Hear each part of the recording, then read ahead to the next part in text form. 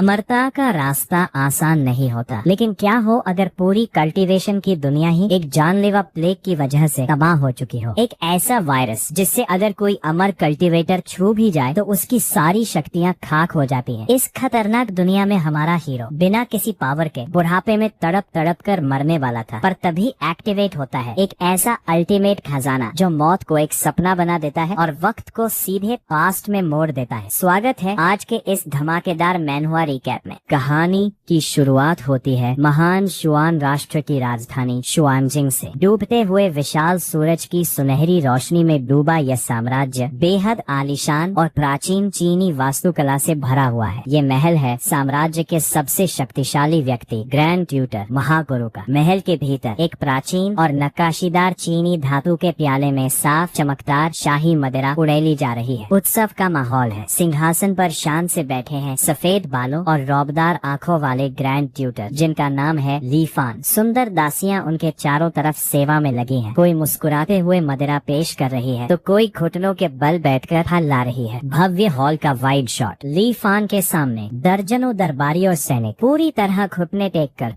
जमीन पर सिर रगड़ रहे हैं और चिल्ला रहे हैं, ग्रैंड ट्यूटर आपको जन्मदिन की हार्दिक शुभकामनाएं। अपनी इस आलीशान जिंदगी को देखकर ली फान मन ही मन सोचता है कि पिछले 50 से अधिक सालों में वो शून्य से उठकर इस सर्वोच्च पद तक पहुंचा है। उसकी शक्ति पूरी दुनिया पर छाई है और उसकी कहानी इतनी बड़ी है कि कई मिलियन शब्दों का उपन्यास लिखा जा सकता है। यहाँ हमें अतीत फ्लैशबैक का एक दृश्य दिखता है। जब ली फान पहली बार इस दुनिया में ट्रांसमिग्रेट पुनर्जन्म लेकर आया था तो वो कोई राजा या महागुरु नहीं बल्कि पीठ पर किताबों का बक्सा लादे घूम रहा एक बेहद गरीब और संघर्ष कर रहा साधारण विद्वान मात्र था। अतीत को याद कर ली फान अपनी वर्तमान विलासिता को देखता है, जहाँ सुंदर नर्तकियां थिरक रही हैं और मेहमान जश्न मना रहे हैं। वो सोचता है ऐसी जिंदगी भला कोई इससे ज्यादा और क्या मांग सकता है। लेकिन तभी माहौल में सन्नाटा छा जाता है। एक रक्षक घबराकर हॉल में भागते हुए चिल्लाता है, ग्रैंड ट्यूटर आसमान से आग गिर रही है, ये कोई शुभ शकुन है और ये सीधे हमारे महल की तरफ आ रही है। ली फान अचंभित होकर मदिरा का प्याला थामे खिड़की की तरफ देखता है। ली फान अकेले महल की ऊपरी बालकनी पर आता है। आसमान से आग की चिंगारियां पूरी छत पर गिरने लगी हैं। आसमान का नजारा देखकर ली फान के होश उड़ जाते हैं। बादलों के बीच सुनहरी आग और बैंगनी बिजली का एक भयानक बवंडर बन चुका है, जिसके बीच दो धुंधली इंसानी आकृतियां हवा में तैर रही हैं। एक आवाज गूंजती है, दाओ शुआन जी, मुझे हद से ज्यादा मजबूर मत करो। आखिरी की आवाज देखकर ली फान का चेहरा डर से पीला पड़ जाता है। वो कांपती आवाज में बुदबुदाता है कि कल्टीवेटर्स अमर साधक, नीचे खड़ी अज्ञानी आम जनता चिल्ला रही है कि अमर गुरु प्रकट हुए हैं और ये एक शुभ शकुन है। लेकिन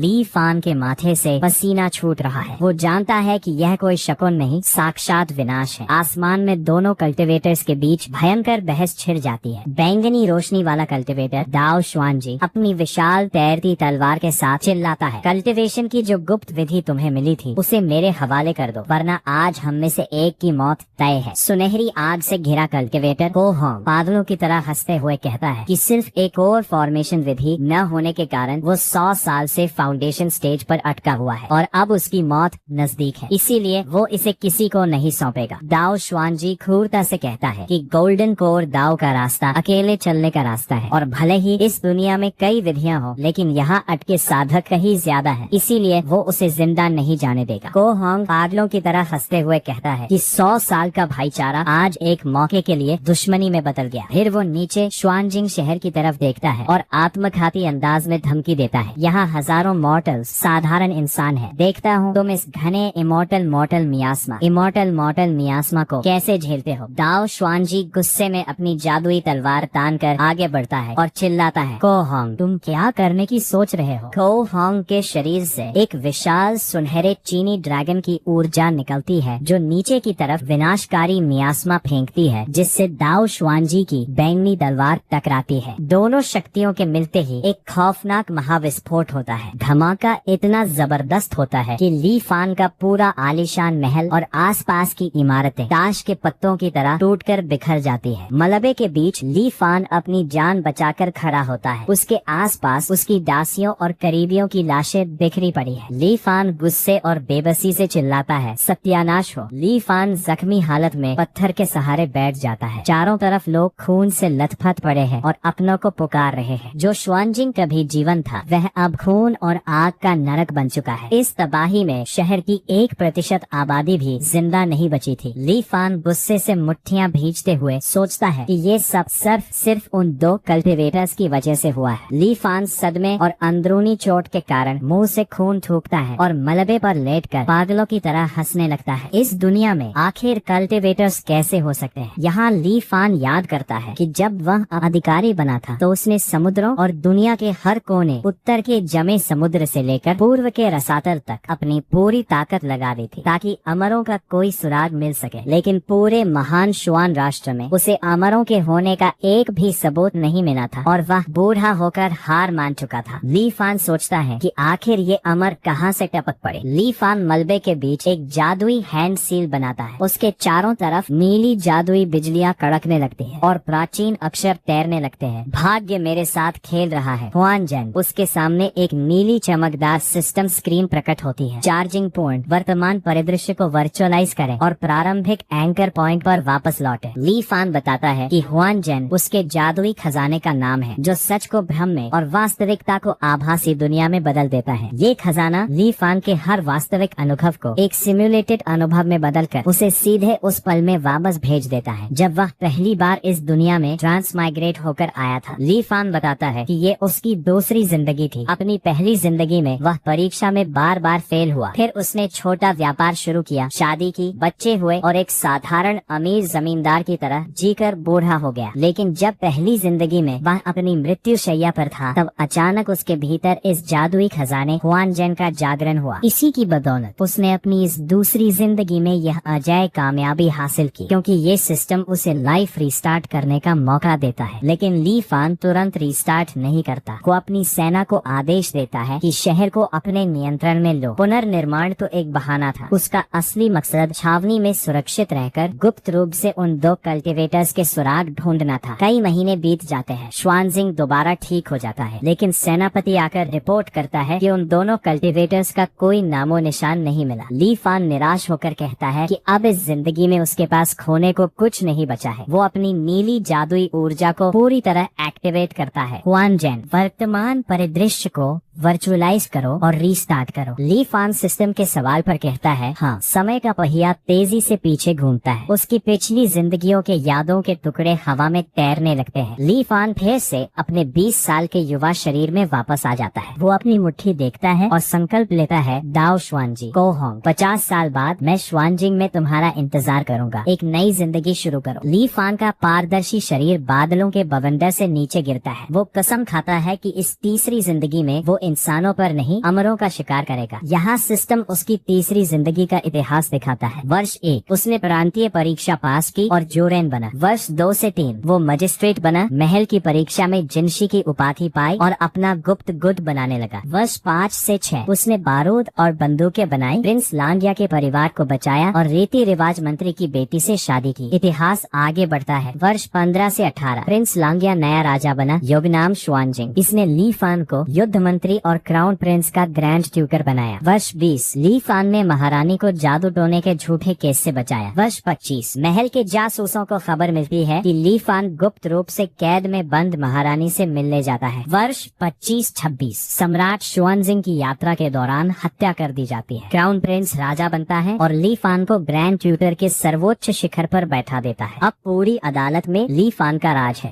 वर्ष 31-50 ली फान और बूढ़ी रानी एम्प्रेस डाउजर का बेटा होता है। समय के साथ उसकी पत्नी, बेटे और रानी की मौत हो जाती है और वर्ष 50 में वही दोनों कल्टिवेटर्स आकर फिर से श्वानजिंग को तबाह कर देते हैं और ली फान बच निकलता है। सिमुलेशन खत्म होने पर सिस्टम फिर से वही 4 विकल्प देता है। ली फान सोचता है कि क्या ये सब सिमुलेशन था या वास्तविकता। ली फान विकल्पों को देखता है। चूँकि वह इस बीती जिंदगी में भी महज एक मॉर्टल साधारण इंसान ही रहा, इसलिए पहले 2 विकल्प, जादुई वस्तु या कल्टिवेशन लेवल, उसके किसी काम के नहीं है। तीसरा विकल्प यादें ट्रांसफर करना जोखिम भरा है, इसलिए ली फान चौथा विकल्प चुनता है ताकि हुआन जेन की चार्जिंग स्पीड बढ़ सके। जब भी उसे कोई जानलेवा हमला लगता है तो हुआन जेन चार्जिंग का इस्तेमाल कर उसकी जान बचाता है। यही उसकी सुरक्षा ढाल है। स्क्रीन पर उसका नया स्टेटस दिखता है, मानसिक उम्र 166 साल। ली फान सोचता है कि बहुत सी यादों का बोझ आत्मा को कुचल देता है, जिसे समय का कटाव कहते हैं। लेकिन जैसे ही वो कल्टीवेशन के रास्ते पर बढ़ेगा, ये मानसिक सीमा भी बढ़ती जाएगी और समस्या हल हो जाएगी। ली फान अपने हाथों को फैलाता है। उसके एक हाथ में नीली और दूसरे में सुनहरी आग प्रतीकात्मक रूप से चमक रही है। उसका लक्ष्य साफ है, 50 साल बाद आने वाले उन कल्टीवेटर्स का पूरी तैयारी के साथ शिकार करना और कल्टीवेशन के रहस्य छीनना। वो एक गहरी और जादुई गुफा के मुहाने पर खड़ा होता है। वो सोचता है कि वे पूर्व के रुइंस एबिस रसातल से आए थे, इसलिए वो अपने जासूसों को पहले ही उस रसातल की गहराइयों में जांच के लिए भेज देगा। ली फान याद करता है कि पिछली साधारण जिंदगी में सब कुछ पा लेने के बाद उसके भीतर एक भयानक खालीपन और बोरियत आ गई थी। ताकत और ऐशो आराम च्युइंग गम की तरह बेस्वाद हो चुके थे, लेकिन उन दो कल्टीवेटर्स के आने से उसे अमरता की एक नई और अनंत संभावना दिखाई दी है। ली फान अपने हाथ में नीली ऊर्जा का गोला बनाता है और एक खूंखार मुस्कान के साथ कैमरे की तरफ देखकर चुनौती देता है, मैं कल्टीवेट करना चाहता हूँ। दाओ श्वानजी को होंग मिलते हैं 50 साल के बाद। अपनी पिछली 2 जिंदगियों के गहरे अनुभव के साथ हमारे नायक के लिए सब कुछ पानी के बहाव की तरह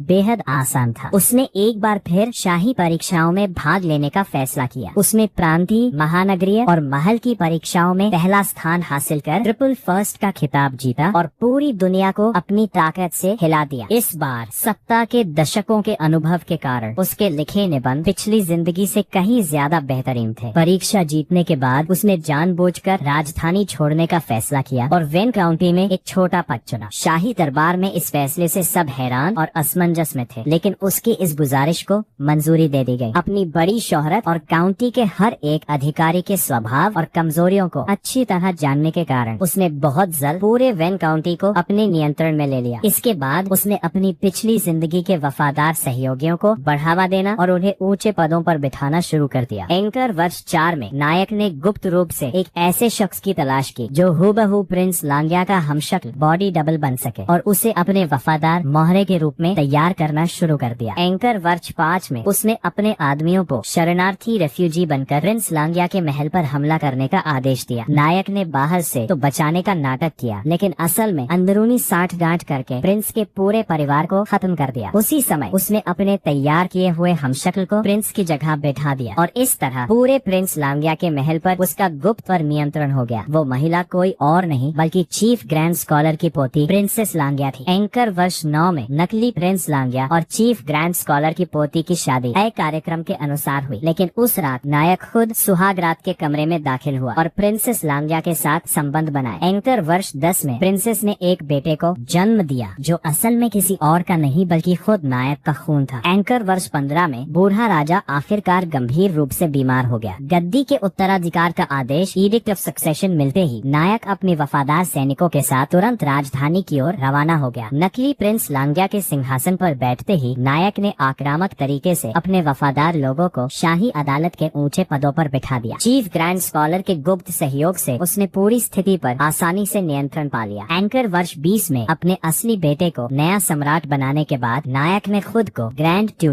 ट्यूटर घोषित कर दिया और पर्दे के पीछे से निकलकर अग्रिम पंक्ति में आकर पूरी दुनिया की सत्ता अपने हाथ में ले ली। इसके बाद ग्रेट श्वान साम्राज्य के विकास के पहिए थमे नहीं बल्कि नायक की इच्छा और नीतियों के तहत और भी तेजी से घूमने लगे। एंकर वर्ष 35 में ग्रैंड ट्यूटर के महल में एक गुप्त बैठक होती है। नायक पूछता है, तो क्या ये सच है कि इस विनाशकारी खाई रुइनस एबिस के ऊपर का घना कोहरा हर 15 साल में सिर्फ आधे दिन के लिए हटता है? जासूस ने कहा, ग्रैंड ट्यूटर को रिपोर्ट कर रहा हूँ, यह बिल्कुल सच है। हमारी इमॉर्टल सीकिंग कैंप अमरों की खोज करने वाली टुकड़ी को खाई के पास तैनात रहकर दिन रात नजर रखने का आदेश था। आखिरकार कुछ दिन पहले हमें एक बड़ी कामयाबी मिली। जासूस बताता है कि कोहरा हटने के बाद खाई के नीचे से एक हल्की रोशनी चमकती दिखी। जब हमने दूरबीन से देखा तो हमें वहाँ एक पूरी उल्टी दुनिया दिखाई दी। हालांकि हर किसी को एक जैसा दृश्य नहीं दिखा, लेकिन वहाँ पहाड़ों के बीच छिपी विशाल इमारतें, मैदानों में बसे विशाल शहर और आसमान में उड़ते हुए दुर्लभ और अनोखे जादुई जीव साफ देखे जा सकते थे। वह वास्तव में अकल्पनीय था। बूढ़े नायक ने कहा, तो वे सचमुच उसी विनाशकारी खाई से आए थे? क्या तुम्हें खाई के तल तक पहुंचने का कोई रास्ता मिला? जासूस ने सिर झुकाकर कहा, आपका सेवक अक्षम है। हमने कई तरीके अपनाए, लेकिन जैसे ही हम एक निश्चित गहराई से नीचे जाते हैं, एक भयानक एस्ट्रल विंड, अंतरिक्षीय हवा हमें टुकड़ों में काट देती है। वह हवा इतनी खौफनाक है कि हमारा सबसे मजबूत कवच भी उसके सामने एक पल नहीं टिक पाता। नायक मन ही मन सोचता है, ऐसा लगता है मुझे बस तुम दोनों का इंतजार करना होगा। एंकर वर्ष 50, ग्रेट शुआन राष्ट्र की राजधानी शुआनजिंग। कल्टीवेटर गुस्से में चिल्लाता है, दाओ शुआनजी, मुझे हद से ज्यादा आगे बढ़ने पर मजबूर मत करो। कल्टीवेटर चिल्लाता है, किसकी जरूरत हुई जो हम पर छिपकर हमला किया? वह हवा में रुकी हुई गोलियों को देखकर सोचता है, ये छोटी धातु की गोलियां, मेटल पैलेट्स क्या है? वह सोचता है, थोड़ा दिलचस्प है। जादुई संरचनाओं, फॉर्मेशंस की जगह जटिल मशीनी ढांचे का इस्तेमाल और आध्यात्मिक ऊर्जा, स्पिरिचुअल एनर्जी की जगह साधारण चीजों की विस्फोटक शक्ति। ये सोचना भी हैरान करता है कि हजारों सालों बाद इस अमर विलुप्ति की भूमि, लैंड ऑफ इमॉर्टल एक्सटिंक्शन में निर्वासित किए गए साधारण इंसान ऐसी अनोखी चीज का आविष्कार कर सकते हैं। लेकिन वह तुरंत हंसकर कहता है, अफसोस, ये केवल इसी जगह काम कर सकती है जहाँ महान दाव अधूरा है। इस जगह से बाहर ये कबाड़ के ढेर के अलावा कुछ नहीं है। मामूली इंसान हम कल्टीवेटर्स के खिलाफ कदम उठाने की हिम्मत कर रहे हैं। कल्टीवेटर चिल्लाता है, दाव आर्ट, फायर ड्रैगन वॉर। वह सोचता है कि उसने सब कुछ भस्म कर दिया। अब अभी वह कल्टीवेटर अपनी आंखों पर यकीन नहीं कर पाता। ये कैसे हो सकता है? मेरा फायर ड्रैगन रोड ऐसी चीज नहीं है जिसे मामूली इंसान बर्दाश्त कर सके। इतने सारे लोग अभी भी जिंदा क्यों हैं? तभी मुख्य कल्टीवेटर दाओ शुआनजी समझ जाता है और कहता है, ये छिपे हुए हथियार इंसानी खून, मायास्मा में डूबे हुए थे। जैसे ही तुम इस इंसानी जहर से दूषित हुए, तुम्हारी जादुई कलाएं कमजोर हो गई। दाओ शुआनजी कहता है, हमारे कदम रखते ही हम पर घात लगाकर हमला किया गया और दुश्मन ने कल्टीवेटर्स को मारने वाले जहर का इस्तेमाल किया। वे पूरी तैयारी के साथ आए थे। ये जगह बहुत अजीब है, हमें यहाँ ज्यादा देर नहीं रुकना चाहिए, भागो। तभी नीचे से आवाज गूंजती है, दाओ शुआनजी, कॉहोंग, अगर तुम दोनों आज भाग भी गए तो कल पूरी कल्टीवेशन दुनिया में ये खबर फैल जाएगी कि तुम्हारे हाथ कोर फॉर्मेशन की गुप्त विधि लग चुकी है। दोनों कल्टीवेटर सन्न रह गए कि ये गुप्त बात किसी बाहरी को कैसे पता चली। कॉहोंग गुस्से में चिल्लाता है, तुम मौत को दावत दे रहे हो। लेकिन दाओ शुआनजी चिल्लाता है, अच्छा नहीं है कॉहोंग, जल्दी बचो। लेकिन बहुत देर हो चुकी थी। नायक का सेनापति आगे बढ़कर कहता है, अमर गुरुओं, हमारे ग्रैंड ट्यूटर का आदेश है, यदि आप दोनों आत्मसमर्पण करते हैं तो आपकी जान बख्श दी जाएगी। कॉहोंग कमजोर आवाज में कहता है, हाँ, आत्मसमर्पण, मेरी स्टोरेज रिंग लो और यहाँ से भाग जाओ। सिस्टम का संदेश, फाउंडेशन एस्टैब्लिशमेंट कल्टीवेटर। कॉहोंग कुल 205 वर्षों तक साधना की। उसने क्यू ड्रैगन ब्रांच नामक रहस्यमयी वस्तु से अपनी शक्तियों की नींव रखी थी। इस अमर विलुप्ति की भूमि में हजारों इंसानों द्वारा घेरे जाने और इंसानी जहर से घायल होने के कारण उसकी सारी साधना तुरंत नष्ट हो गई और उसका जीवन समाप्त हो गया। अब उसका शरीर मर चुका है और उसका दाव हमेशा के लिए गायब होकर वापस ब्रह्मांड में विलीन हो रहा है। कल्टीवेशन के नियमों के अनुसार जब कोई कल्टीवेटर मरता है तो आसमान से एक अजीब आवाज आती है। दाओ शुआनजी चिल्लाता है, मैं नहीं जानता कि तुम कौन हो, न ही तुम्हारा मकसद जानता हूँ। आज तुमने हमारे खिलाफ साजिश रची, लेकिन मैं इसे कतई स्वीकार नहीं कर सकता। इंसानों के पीछे छिपकर इस नीच जहर का इस्तेमाल करना जिससे सभी कल्टीवेटर्स नफरत करते हैं। मेरा भाई कॉहोंग तुम्हारे जैसे किसी के हाथों मारा गया। मुझे उसके लिए ये बिल्कुल मंजूर नहीं है। तुमने मेरे भाई की जादुई वस्तु देखी है, अब मैं तुम्हें अपनी ताकत दिखाता हूँ। सेक्शन पाबा के थुलकारान के साथ मैं अपने दाव की नींव रखता हूँ। मेरे दाव का नाम है दाओ शुआन। मेरे पास एक तलवार है। मैं आप सभी को इसे देखने का निमंत्रण देता हूँ। हुआनजेन, ये सिमुलेशन समाप्त हो चुका है। पाबा के थुलकारान के साथ मैं क्या ये एक पीक फाउंडेशन एस्टैब्लिशमेंट कल्टीवेटर की असली ताकत थी। अगर उस इंसानी जहर का सहारा ना होता तो चाहे मैं 100 बार भी पुनर्जन्म ले लेता और अनगिनत चाले चलता, मैं उनका बाल भी बांका नहीं कर पाता। मुझे उम्मीद नहीं थी कि वो जहर सीधे कॉहोंग की मौत का कारण बनेगा। जब वे एक दूसरे को 100 साल का भाई कहते थे तो मुझे लगा कि ये सिर्फ दिखावा है, लेकिन उनका रिश्ता असाधारण था। कॉहोंग ने मरते समय अपनी रिंग दाओ शुआनजी को देवी और दाओ श्वानजी ने सरेंडर करने के बजाय अपने भाई का बदला लेने के लिए आत्मघाती आक्रमण चुना। ली फान को कल्टीवेशन का असली नियम समझ आता है। गोल्डन कोर दाओ एक ऐसा रास्ता है जिस पर इंसान को अकेले चलना पड़ता है। हालांकि दुनिया में कई कोर फॉर्मेशन विधियां हैं, लेकिन फाउंडेशन स्टेज पर कल्टीवेटर्स की भारी भीड़ फंसी हुई है। अमर तरीकों को एक साथ मिलकर साधना नहीं किया जा सकता। अगर सगे भाइयों जैसे करीबियों के बीच भी ऐसा क्रूर नियम है, तो बाहर की असली कल्टीवेशन दुनिया ना जाने कितनी खौफनाक होगी। वह संकल्प लेता है, रास्ता चाहे कितना भी खतरनाक हो, मैं पीछे नहीं हटूंगा। होनजन की मदद से जब तक मैं पूरी सावधानी रखूंगा, कोई भी मुसीबत मुझे रोक नहीं पाएगी। पिछली बार मैंने दोनों पर एक साथ हमला किया था, शायद इस बार मैं उनमें से किसी एक को अपनी तरफ मिलाने की कोशिश करूं। एक सिस्टम स्क्रीन का डेटा, नाम